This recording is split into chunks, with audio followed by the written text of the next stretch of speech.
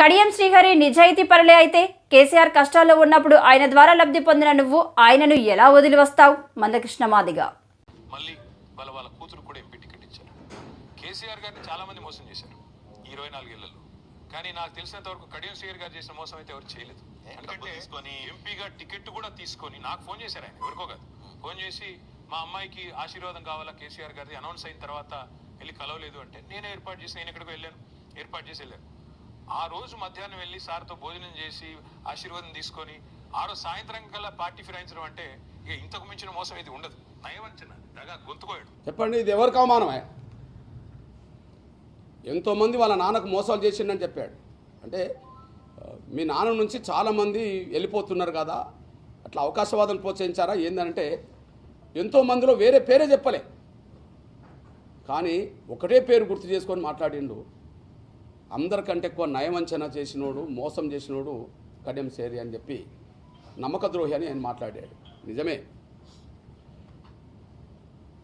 కేసీఆర్ గారికి కష్టాలు ఉన్నప్పుడు మేము అండగా నిలబడ్డాం. కానీ కేసీఆర్ గారికి అధికారం వచ్చినాక మేము దూరమైనాం. కేసీఆర్ గారికి కష్టాలు ఉన్నప్పుడు దగ్గర ఎందుకైనాము? ఉద్యమం నడుతున్న రోజుల్లో నేను ప్రొఫెసర్ జయశంకర్ గారే ఇద్దరు ఉమ్మడి వరంగల్ జిల్లా బిడ్డలమే ఆయనకు నిమ్మరసం ఇచ్చాను. అంటే తెలంగాణ రాష్ట్ర ప్రజల ఆకాంక్ష కోసం కేసీఆర్ గారికి అండగా నిలబడ్డాం. కానీ కేసీఆర్ గారు దళిత ముఖ్యమంత్రి విషయంలో ఆ మాటకు నిలబెట్టుకోకపోవడం వల్ల మేము ఆయనను ఎదుర్కొన్నాం. అంటే ఆయన మాట తప్పడం వల్ల ఎదుర్కొన్నాం, కానీ ఆయన కష్టాలు ఉన్నప్పుడు మేము అండగా నిలబడ్డాం.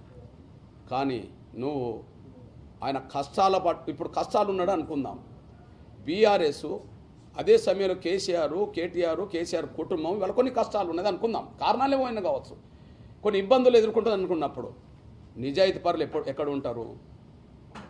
కృతజ్ఞత కలిగి ఉన్న వాళ్ళు ఎక్కడ ఉంటారు? నిజాయితీ పరులు, కృతజ్ఞత కలిగిన వాళ్ళు ఎవరి ద్వారా సహకారం పొందినరో వాళ్ళ దగ్గరనే ఉంటారు. చివరికి నాకు తెలిసి ఎవరికి లేనంత ప్రాధాన్యత చివరికి మాదిగల్ని కూడా పక్కకు పెట్టి కేసీఆర్ కడియం శ్రీహరికి ఇచ్చారు. మాదిగల్ని కూడా ఈయన బ్రోకర్ మాటలు నమ్మి, కడియం శ్రీహరి బ్రోకర్ మాటలు నమ్మి మాదిగలు కూడా పక్కకు పెట్టిండు. మా రాజాన్ని పక్కకు పెట్టినట్టే కదా, మా దయాకర్ను కూడా